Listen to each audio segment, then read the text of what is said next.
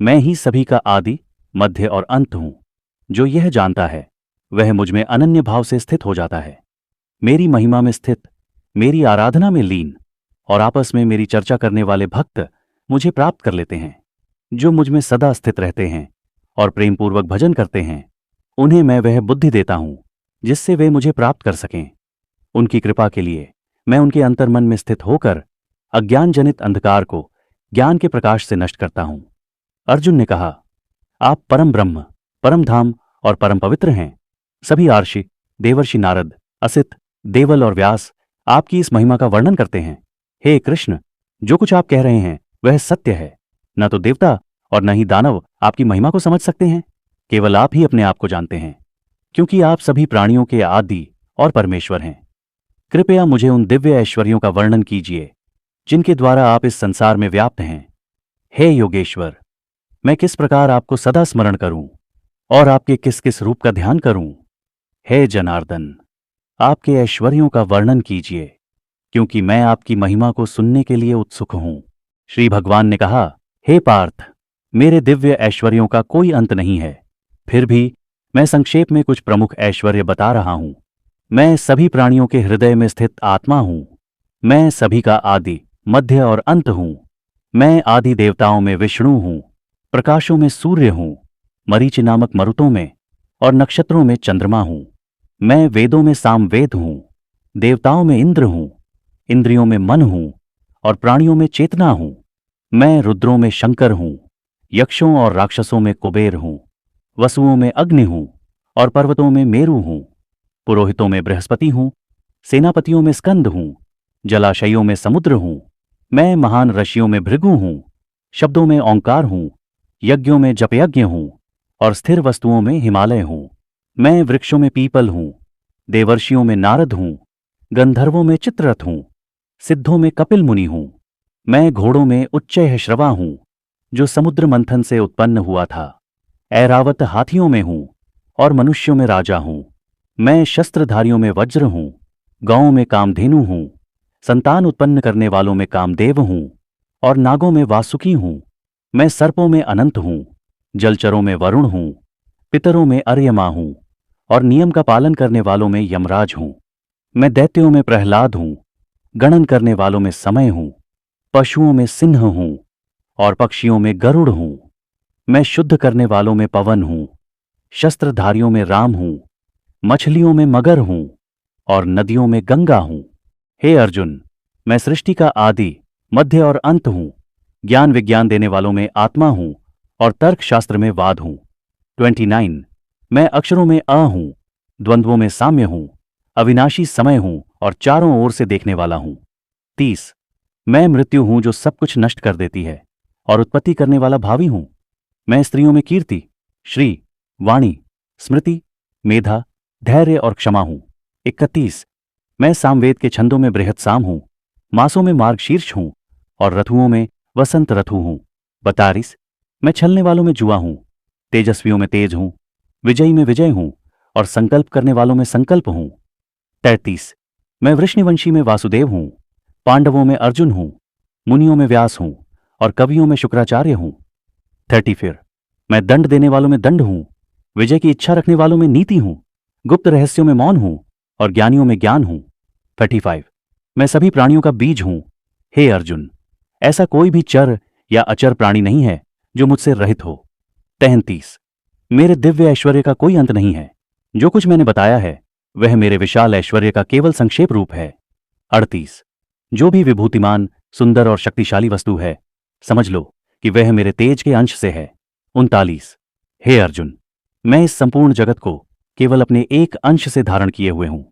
यह अध्याय भगवान के विभूतियों यानी उनके दिव्य ऐश्वर्यों का वर्णन करता है, जिनके द्वारा भगवान संपूर्ण सृष्टि में विद्यमान हैं और अपनी महिमा का विस्तार करते हैं। अर्जुन को भगवान की विभूतियों का ज्ञान देकर उन्हें भगवान की असीम शक्ति और सर्वव्यापकता का बोध कराया गया है। भगवद गीता अध्याय 11 विश्वरूप दर्शन योग। अर्जुन ने कहा, आपकी कृपा से मैंने वह परम रहस्य सुना है जिससे मेरी अज्ञानता दूर हो गई है। हे कमल नयन, मैंने आपकी अनंत शक्ति, व्याप्ति और अमृता को विस्तार से सुना है। हे परमेश्वर, यदि आप मुझे अपने दिव्य स्वरूप को दिखाना चाहें तो कृपया मुझे अपना वह रूप दिखाइए। हे प्रभु, यदि आप इसे संभव मानते हैं तो कृपया मुझे अपना सार्वभौमिक रूप दिखाइए। श्री भगवान ने कहा, हे पार्थ, अब मेरे दिव्य रूप को देख, जिसमें सैकड़ों हजारों रूप हैं, विभिन्न रंगों और प्रकारों के। हे अर्जुन, इसमें अनेक प्रकार के देवता, आर्षि और अन्य अद्भुत दृश्य देख। इस विश्व रूप में संपूर्ण ब्रह्मांड को एक स्थान पर एकत्रित देख, परंतु मेरी यह दिव्य शक्ति को तू अपनी सामान्य आंखों से नहीं देख सकता। मैं तुझे दिव्य दृष्टि प्रदान करता हूं। संजय ने कहा, हे राजन। यह कहकर भगवान कृष्ण ने अर्जुन को अपना अद्वितीय और अलौकिक विश्व रूप दिखाया। उस रूप में अनेक मुख, नेत्र, दिव्य आभूषण और दिव्य अस्त्र शस्त्र थे।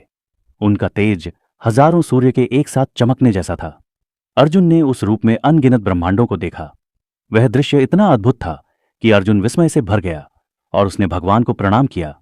अर्जुन ने कहा, हे प्रभु, मैं आपके इस अनंत रूप को देखकर भय और विस्मय से भर गया हूं। हे भगवान, मैं आपके शरीर में सभी देवताओं, आर्षियों और ब्रह्मा को देख रहा हूं। हे भगवान, आपके अनगिनत मुख, भुजाएं, नेत्र और रूप देखकर मैं अभिभूत हूं। मैं आपके तेज को देखकर यह अनुभव करता हूं कि आप अनंत हो। आप सभी दिशाओं से व्याप्त हैं। हे महान प्रभु, मैं आपकी असीम शक्तियों को देखकर नत हूं।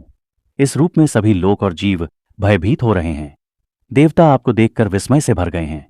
अनेक आर्षि और सिद्धजन आपकी महिमा का गान कर रहे हैं।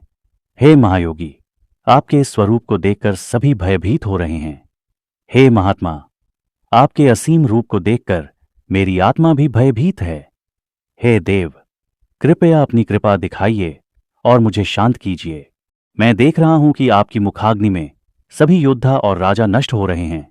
जैसे नदियां समुद्र में मिलती हैं, वैसे ही सभी योद्धा आपकी ज्वाला में समा रहे हैं। आपके रूप की इस भयंकरता से सब और विनाश हो रहा है। हे भगवान, आपके मुख में प्रवेश करते हुए सभी नष्ट हो रहे हैं। हे प्रभु, कृपया मुझे यह बताइए कि आप कौन हैं और यह भयंकर रूप क्यों धारण किया है।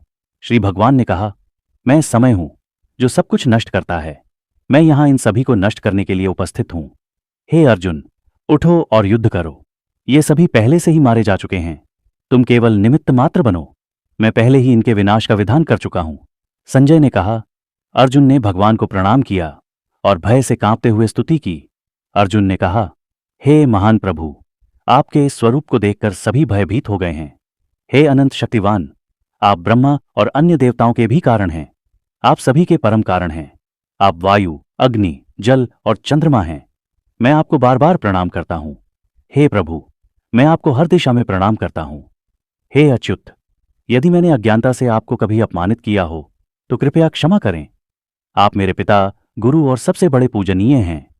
हे भगवान, कृपया मेरी प्रार्थना स्वीकार करें और मुझ पर कृपा करें। हे प्रभु, मैं आपके इस विश्व रूप को देखकर भयभीत हूं। कृपया मुझे अपना वही शांत और सुलभ रूप दिखाइए। हे चतुर्भुज स्वरूपधारी, मैं आपकी कृपा चाहता हूं। श्री भगवान ने कहा, हे अर्जुन, मेरा यह रूप जिसे तुमने देखा है अत्यंत दुर्लभ है। यहां तक कि देवता भी इस रूप को देखने के लिए लालायित रहते हैं। अब तू भयमुक्त हो और मेरा वह रूप देख जो तुझे प्रिय है। संजय ने कहा। यह कहकर भगवान ने अपना सौम्य रूप धारण किया और अर्जुन को सांत्वना दी। अर्जुन ने कहा, हे जनार्दन, आपका यह रूप देखकर मेरा मन स्थिर हो गया है। श्री भगवान ने कहा, हे अर्जुन, मेरा यह दिव्य रूप जिसे तुमने देखा है केवल भक्ति के द्वारा ही देखा जा सकता है। न तो वेदों, तप, दान या यज्ञ द्वारा इसे देखा जा सकता है। जो अनन्य भक्ति करता है वही मुझे इस रूप में देख सकता है। हे अर्जुन, जो मेरा भक्त है, मुझ में लीन रहता है और सभी कर्मों को मुझे अर्पित करता है, वह मुझे प्राप्त करता है। यह अध्याय भगवान के विश्व रूप के दर्शन का वर्णन करता है, जो उनकी सर्वव्यापकता और शक्ति का परिचायक है। भगवद गीता अध्याय 12 भक्ति योग। अर्जुन ने कहा, हे कृष्ण, जो आपके साकार रूप की उपासना करते हैं और जो अव्यक्त निर्गुण ब्रह्म की उपासना करते हैं, उनमें से कौन श्रेष्ठ है। श्री भगवान ने कहा, जो मेरे साकार रूप में एक चित्त होकर श्रद्धा से उपासना करते हैं, वे श्रेष्ठ योगी माने जाते हैं। लेकिन जो अव्यक्त, अविनाशी, सर्वव्यापी, अचल, अनादि ब्रह्म की उपासना करते हैं, जो इंद्रियों को नियंत्रित करते हैं, सबके प्रति संभाव रखते हैं और मेरे में एकाग्र रहते हैं, वे भी मुझे प्राप्त करते हैं। अव्यक्त रूप की उपासना करना कठिन है, क्योंकि साधकों के लिए उस मार्ग पर चलना कठिन होता है। जो लोग मेरे साकार रूप की भक्ति करते हैं, सब कार्य मुझे समर्पित करते हैं, मुझ पर ध्यान केंद्रित करते हैं और मुझ पर ही निर्भर रहते हैं, उन्हें मैं इस संसार सागर से शीघ्र ही पार कर देता हूं। इसलिए तू अपना मन मुझ में लगा और अपनी बुद्धि मुझ में स्थिर कर, तब तू निसंदेह मुझ में स्थित होगा। यदि तू अपना मन मुझ में स्थिर नहीं कर सकता, तो नियमित अभ्यास के द्वारा यह प्राप्त कर। यदि अभ्यास करने में भी असमर्थ हो, तो मेरे लिए कर्म कर। मेरे लिए कर्म करने से भी तू सिद्धि प्राप्त करेगा। यदि तू यह भी करने में असमर्थ हो, तो फल की आसक्ति को त्याग कर स्वाभाविक रूप से आत्मसंयम में स्थित हो। ज्ञान ध्यान से श्रेष्ठ है, ध्यान कर्मफल के त्याग से श्रेष्ठ है, और कर्मफल का त्याग ही शांति का मार्ग है। जो सभी प्राणियों के प्रति द्वेष रहित, मित्रवत और करुणावान है, जो अहंकार, ममता और द्वंद्वों से मुक्त है, वही मेरा प्रिय भक्त है। जो किसी को कष्ट नहीं देता और स्वयं किसी से कष्ट नहीं पाता, जो हर्ष और विषाद से मुक्त है, वह भक्त मुझे प्रिय है। जो संतोषी, आत्मसंयमी, निश्चयपूर्ण, मन बुद्धि से मुझ में स्थिर है, वह भक्त मुझे प्रिय है। जो न तो दूसरों से द्वेष करता है, न ही उनसे लगाव रखता है, जो शोक, तृष्णा और भय से रहित है, वह मुझे प्रिय है। जो शत्रु मित्र में संभाव रखता है, मान अपमान से परे है, जो संतोषी, स्थिर बुद्धि और मुझ में अनुरक्त है, वह भक्त मुझे प्रिय है। जो लोग इस अमृतमय धर्म का पालन करते हैं और मुझ में श्रद्धा और प्रेम से स्थित रहते हैं, वह मुझे अत्यंत प्रिय हैं। यह अध्याय भक्ति के महत्व को स्पष्ट करता है और भगवान के प्रति श्रद्धा और प्रेम से पूर्ण समर्पण के महत्व को स्थापित करता है। भगवद गीता अध्याय 13 क्षेत्र क्षेत्रज्ञ विभाग योग। श्री भगवान ने कहा, यह शरीर क्षेत्र क्षेत्र भूमि कहलाता है और जो इसे जानता है वह क्षेत्रज्ञ कहलाता है। हे अर्जुन, जान ले कि मैं सभी क्षेत्रों में क्षेत्रज्ञ हूं। यह ज्ञान क्षेत्र और क्षेत्रज्ञ का है। क्षेत्र का क्या स्वरूप है, इसके क्या गुण हैं और क्षेत्रज्ञ का क्या कार्य है, यह सब मैं तुझसे कहूंगा। ऋषियों ने विविध प्रकार से इस क्षेत्र का वर्णन किया है और वेदों में भी इसकी व्याख्या की गई है। यह क्षेत्र 5 तत्वों अहंकार, बुद्धि, अव्यक्त, इंद्रियों और मन आदि से बना है। इसमें इच्छा, घृणा, सुख दुख, शरीर, चेतना और धैर्य जैसे तत्व भी शामिल हैं। अहंकार रहित होना, आडंबर से रहित होना, हिंसा न करना, क्षमाशीलता, सरलता और गुरुजनों की सेवा करना, बाहरी और आंतरिक शुद्धता, स्थिरता, आत्मसंयम और इंद्रियों का निग्रह, जन्म मृत्यु, जरा और व्याधि के दूहकों का ज्ञान, अनासक्ति और मोह का त्याग, सबके प्रति संभाव, भक्ति और एकनिष्ठता, एकांत स्थान में रहना, भीड़ भाड़ से दूर रहना, आत्मज्ञान और परम सत्य का निरंतर चिंतन करना, यह सब ज्ञान है। इसके विपरीत जो है वह अज्ञान है। अब मैं तुझे उस जानने योग्य का वर्णन करता हूं, जिसे जानने से अमृत की प्राप्ति होती है। वह परम ब्रह्म है। वह सर्वत्र फैला हुआ, सबका पालन करने वाला और सबके भीतर व बाहर विद्यमान है। वह इंद्रियों से परे है, परंतु इंद्रियों के माध्यम से ही जाना जा सकता है। वह दूर और पास दोनों है। वह अविभाज्य है, फिर भी सब जगह विभाजित प्रतीत होता है। वह सबको धारण करता है। वह प्रकाश का स्रोत है। वह परम सत्य है। वह ज्ञान, झेय और प्राप्त करने योग्य है। वह सभी के हृदय में स्थित है। इस प्रकार मैंने क्षेत्र, ज्ञान और झेय का वर्णन किया। जान ले कि प्रकृति और पुरुष दोनों अनादि हैं। उनके गुण और कार्यों को भी समझ। प्रकृति कार्य कारण का आधार है और पुरुष सुख दुख का अनुभव करता है। पुरुष प्रकृति के गुणों का आस्वादन करता है, जो उसके कर्मों का फल है। परम पुरुष इस शरीर में स्थित साक्षी, उपद्रष्टा, स्वामी और परमेश्वर है। जो इन दोनों को समझता है वह मुक्ति को प्राप्त करता है। कुछ इसे ध्यान द्वारा, कुछ ज्ञान द्वारा और कुछ कर्म योग द्वारा जानते हैं, और कुछ इसे दूसरों से सुनकर और उस पर श्रद्धा रखकर समझते हैं। हे अर्जुन, जो भी उत्पन्न होता है वह प्रकृति और पुरुष के संयोग से होता है। जो सब जगह एक ही आत्मा को देखता है वह आत्मा की वास्तविकता को जान लेता है। जो आत्मा को सब में समान देखता है वह कर्म करते हुए भी बंधन में नहीं पड़ता। जो समझता है कि सब कार्य केवल प्रकृति के गुणों से होते हैं वह सच्चा जानने वाला है। जब वह एकत्व को देखता है तब वह ब्रह्म को प्राप्त करता है। यह आत्मा नष्ट नहीं होती, वह शाश्वत और अविनाशी है। जैसे आकाश शुद्ध और अछूता है, वैसे ही आत्मा भी। जैसे सूर्य पूरे संसार को प्रकाश देता है, वैसे ही आत्मा शरीर को प्रकाश देता है। जो इस प्रकार प्रकृति, क्षेत्र, क्षेत्रज्ञ और गुणों को जानता है, वह मुक्ति को प्राप्त करता है। यह अध्याय क्षेत्र, शरीर और क्षेत्रज्ञ, आत्मा के भेद को समझाने के लिए समर्पित है। भगवद गीता अध्याय 14, गुणत्रय विभाग योग। श्री भगवान ने कहा, मैं फिर से ज्ञान का वर्णन करता हूं जो सर्वोच्च है। इसे जानकर सभी संत लोग परम सिद्धि को प्राप्त होते हैं। इस ज्ञान को प्राप्त करके व्यक्ति जन्म मरण के चक्र से मुक्त हो जाता है और ब्रह्म में स्थित हो जाता है। मेरी प्रकृति को महान गर्भ कहा गया है। इसमें मैं बीज को स्थापित करता हूं जिससे सभी प्राणियों का जन्म होता है। हे अर्जुन, जो भी प्राणी उत्पन्न होते हैं वे प्रकृति और पुरुष के संयोग से जन्म लेते हैं। प्रकृति के 3 गुण सत्व, रजस और तमस शरीर में बंधन उत्पन्न करते हैं। सत्व गुण प्रकाशमय और शुद्ध है। यह आनंद और ज्ञान को उत्पन्न करता है और बंधन में बांधता है। रजोगुण इच्छाओं और कर्मों को उत्पन्न करता है। यह बंधन में बांधता है कार्यों की तृष्णा के माध्यम से। तमोगुण अज्ञान और आलस्य को उत्पन्न करता है। यह मोह और प्रमाद के कारण बंधन में बांधता है। सत्वगुण सुख से बांधता है, रजोगुण कर्म से और तमोगुण अज्ञान से।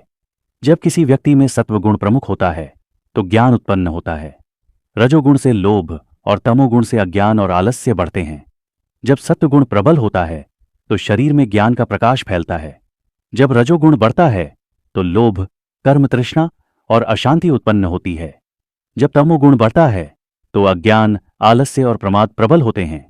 सत्वगुण में मरने वाला व्यक्ति शुद्ध लोकों को प्राप्त करता है।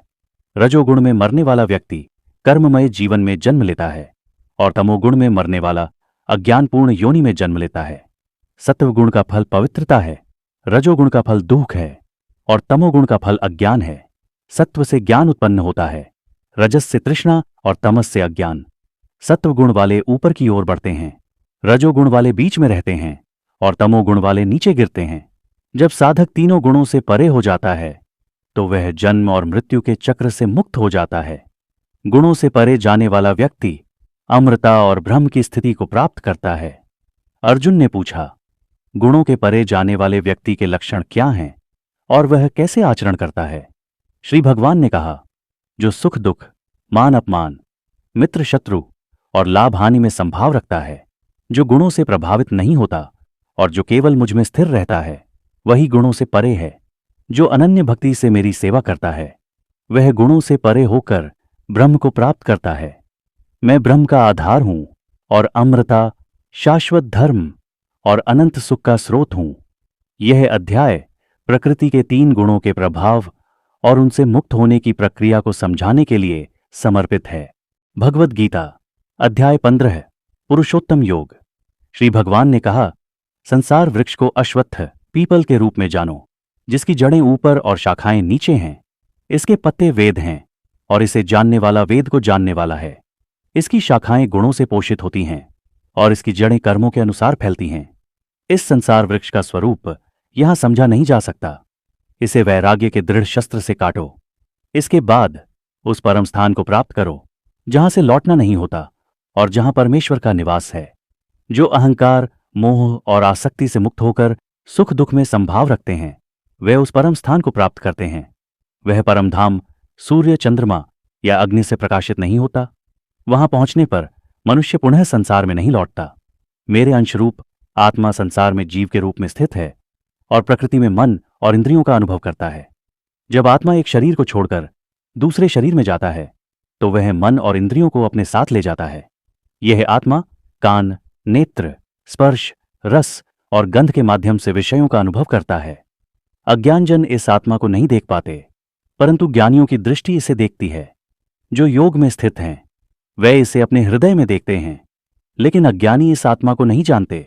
सूर्य, चंद्रमा और अग्नि का प्रकाश मेरी महिमा है।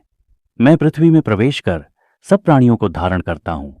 मैं चंद्रमा रूप में सभी वनस्पतियों को रस प्रदान करता हूं। मैं अग्नि के रूप में सभी प्राणियों के शरीर में स्थित हूं और भोजन को पचाने वाला हूं। मैं सबके हृदय में स्थित हूं और स्मृति, ज्ञान और अनुभव का स्रोत हूं। मैं ही वेदों का ज्ञाता और वेदांत का कर्ता हूं।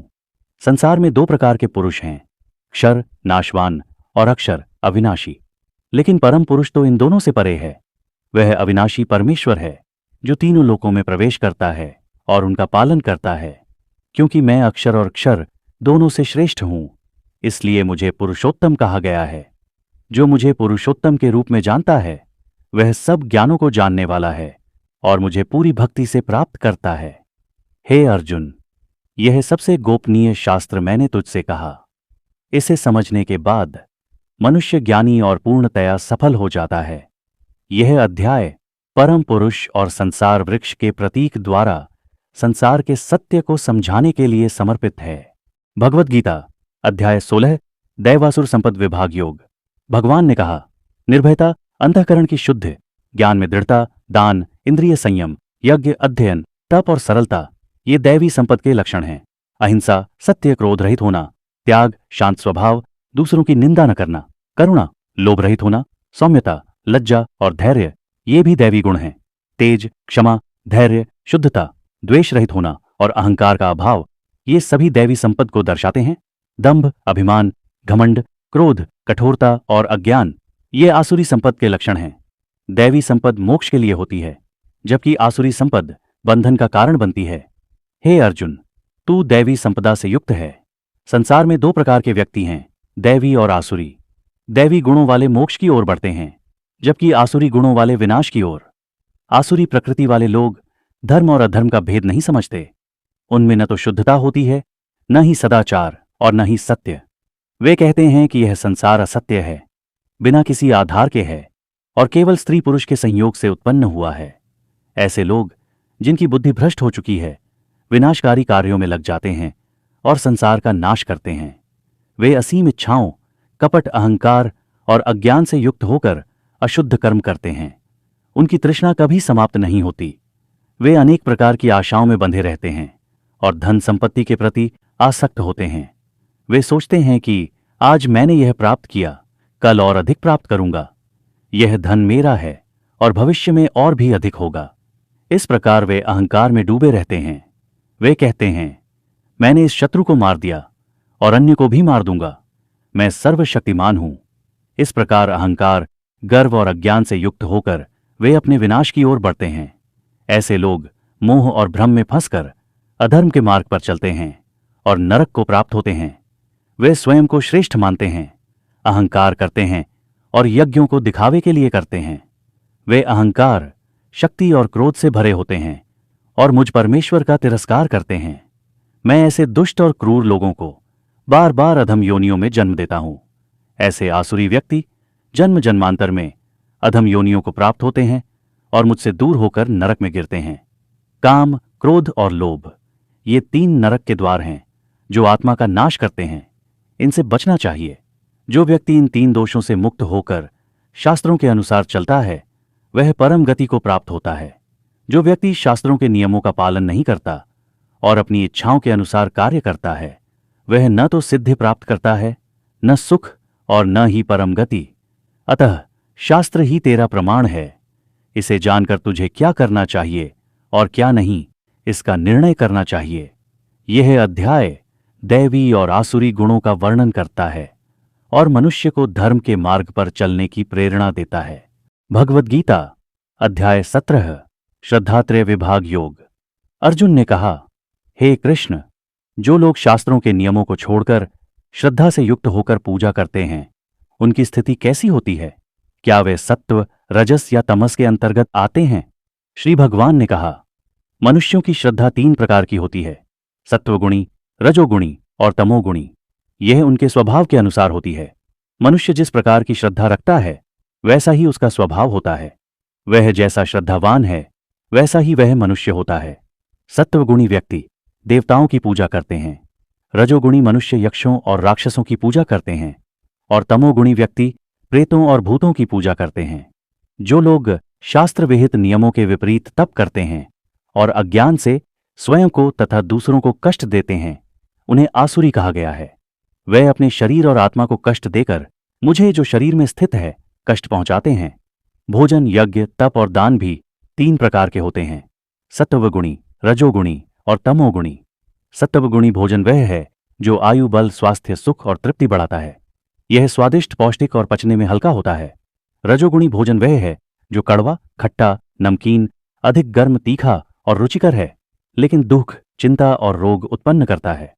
तमोगुणी भोजन वह है जो बासी, गंधयुक्त, सड़ा गला और अपवित्र है। सत्वगुणी यज्ञ वह है जो शास्त्र विधि के अनुसार किया जाता है, जिसमें फल की कामना नहीं होती और जो मन से कर्तव्य समझकर किया जाता है। रजोगुणी यज्ञ वह है जो दिखावे के लिए और फल की कामना से किया जाता है। तमोगुणी यज्ञ वह है जो शास्त्र विधि के विरुद्ध किया जाता है, जिसमें प्रसाद, मंत्र, दक्षिणा का अभाव होता है और जो बिना श्रद्धा के किया जाता है। सत्वगुणी तप वह है जिसमें शरीर, वाणी और मन को शुद्ध करने के लिए किया गया तप शामिल होता है। वाणी का तप, सत्य, प्रिय, हितकारी और धर्म के अनुकूल भाषण करना। मन का तप, मन की शुद्धता, दयालुता, मौन, आत्मसंयम और अंतःकरण की एकाग्रता। जो तप श्रद्धा से और फल की कामना के बिना किया जाता है वह सत्वगुणी तप कहलाता है। जो तप मान, आदर और दिखावे के लिए किया जाता है वह रजोगुणी तप है। जो तप अज्ञान से स्वयं को और दूसरों को कष्ट पहुंचाने के लिए किया जाता है वह तमोगुणी तप है। सत्वगुणी दान वह है जो उचित समय, स्थान और व्यक्ति को कर्तव्य समझकर दिया जाता है और जिसमें किसी प्रकार की प्रत्याशा नहीं होती। रजोगुणी दान वह है जो कुछ फल पाने की कामना से या कठिनाई से दिया जाता है। तमोगुणी दान वह है जो अपात्र व्यक्ति को अपमानपूर्वक और बिना श्रद्धा के दिया जाता है। एयुएम तत्सत, यह त्रिविध नाम ब्रह्म और वेदों का सूचक है और इसे यज्ञ, दान और तप के लिए नियत किया गया है। एयुएम का उच्चारण करते हुए कर्तव्य पालन की भावना से यज्ञ, दान और तप किया जाता है। तत् शब्द के साथ फल की कामना के बिना यज्ञ, तप और दान किया जाता है। सत शब्द सत्य और शुभ कार्यों का सूचक है। श्रद्धा से युक्त होकर किया गया यज्ञ, तप और दान सत कहलाता है। जो यज्ञ, तप और दान बिना श्रद्धा के किया जाता है वह असत कहलाता है और उसका कोई फल नहीं होता। यह अध्याय श्रद्धा के प्रकार और उसके प्रभावों का वर्णन करता है और सही दृष्टिकोण से जीवन के कर्तव्यों को निभाने का मार्गदर्शन प्रदान करता है। भगवद गीता अध्याय 18 मोक्ष संन्यास योग। अर्जुन ने कहा, हे महाबाहो, मैं त्याग और संन्यास के तत्वों को समझना चाहता हूं। कृपया मुझे इन दोनों के बीच का भेद स्पष्ट करें। श्री भगवान ने कहा, त्याग का अर्थ है कर्मों के फलों का परित्याग करना और संन्यास का अर्थ है सभी कामनापूर्ण कर्मों का त्याग।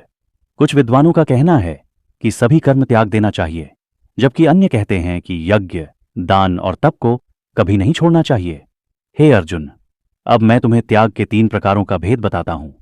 यज्ञ, दान और तप, ये तीनों शुद्ध करने वाले हैं और इन्हें कभी नहीं छोड़ना चाहिए। इन कर्मों को कर्तव्य समझकर और फल की कामना छोड़कर करना चाहिए। यह मेरा श्रेष्ठ मत है।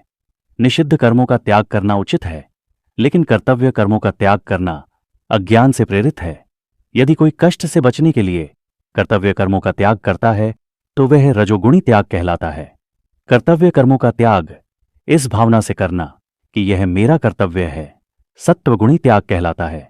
सत्वगुणी त्यागी व्यक्ति संदेहों से मुक्त होकर सुख और दुख में संभाव रखता है। शरीरधारी प्राणी संपूर्ण कर्मों का त्याग नहीं कर सकता, लेकिन फल की आसक्ति का त्याग करना ही सच्चा त्याग है।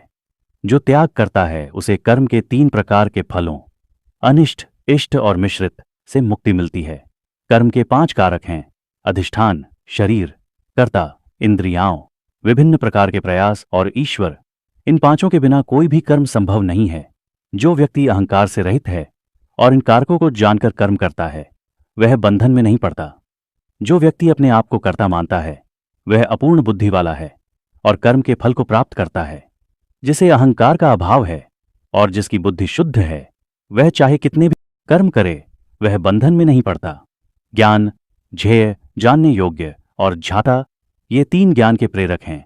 कर्म, करण, साधन और कर्ता, ये 3 कर्म के कारक हैं। सत्वगुणी ज्ञान वह है जो सभी प्राणियों में एकता देखता है। रजोगुणी ज्ञान वह है जो विभिन्नताओं में विभाजित है। तमोगुणी ज्ञान वह है जो सत्य से विपरीत और संकीर्ण है। सत्वगुणी कर्म वह है जो शास्त्र विधि के अनुसार आसक्ति रहित और अहंकार रहित होकर किया जाता है। रजोगुणी कर्म वह है जो फल की कामना और अहंकार के साथ किया जाता है। तमोगुणी कर्म वह है जो अज्ञान से हानिकारक और बिना विचार के किया जाता है। सत्वगुणी कर्ता वह है जो निरासक्त, उत्साही और सुख दुख में संभाव रखता है। रजोगुणी कर्ता वह है जो लोभी, अहंकारी और कर्म के फलों में आसक्त होता है। तमोगुणी कर्ता वह है जो अस्थिर, कपटी, आलसी और उदास होता है। बुद्धि और धैर्य भी 3 प्रकार के होते हैं, सत्वगुणी, रजोगुणी और तमोगुणी। सत्वगुणी बुद्धि वह है जो धर्म और अधर्म, कार्य और अकार्य में भेद कर सकती है। रजोगुणी बुद्धि वह है जो धर्म और अधर्म में भेद नहीं कर पाती। तमोगुणी बुद्धि वह है जो अज्ञान से भ्रमित होती है। सत्वगुणी धैर्य वह है जो मन, प्राण और इंद्रियों को संयमित रखता है। रजोगुणी धैर्य वह है जो कामना और फल प्राप्ति की आसक्ति में लगा रहता है।